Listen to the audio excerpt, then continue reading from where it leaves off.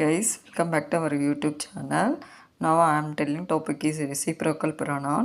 Reciprocal pronoun అనేది types of ప్రొనౌన్లో last అయినటువంటి reciprocal pronoun గురించి ఈ వీడియోలో తెలుసుకుందాం. రెసిప్రోకల్ అంటే పరస్పరం అనే మీనింగ్ వస్తుందన్నమాట. Reciprocal pronoun are use to denote mutual actions.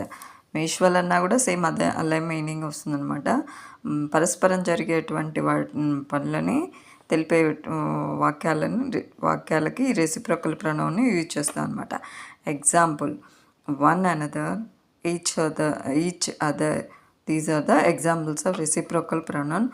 One another ఎప్పుడు యూజ్ చేస్తామంటే, ఏ విధంగా ఉపయోగిస్తామంటే, you should with more than 2 members, ఇద్దరికన్నా ఎక్కువ మంది ఉన్నప్పుడు ఈ వన్ అనదర్ అనే వర్డ్ని యూజ్ చేస్తాం. Each other, you should with 2 members, ఇద్దరు ఉన్నప్పుడు ఈచ్ అదర్ అనే వర్డ్ని యూజ్ చేస్తాం అనమాట.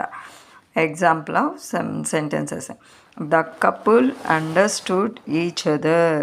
కపుల్ అంటే ఇద్దరే కదా, సో ఈచ్ అదర్ అనే వర్డ్ని యూజ్ చేస్తాం అనమాట. ఇది reciprocal pronoun. Next, the students helped one another. Students ఒకరికొకరు హెల్ప్ చేసుకున్నారంట. ఇదేమవుతుంది, స్టూడెంట్స్ అంటే మోర్ దాన్ 2 members కదా, సో ఇక్కడ వన్ అనదర్ అనే రెసిప్రోకల్ ప్రొనౌన్ని యూజ్ చేసాం అనమాట. Rama and Krishna loved each other.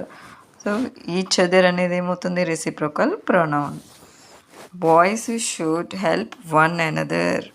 One another, boys అనేది ఏంటి, more than 2 members, so one another అనే రెసిప్రోకల్ ప్రొనౌన్ని యూజ్ చేస్తాము.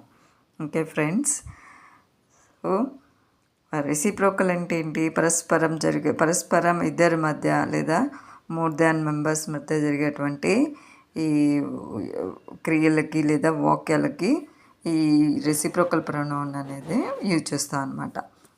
Thank you friends.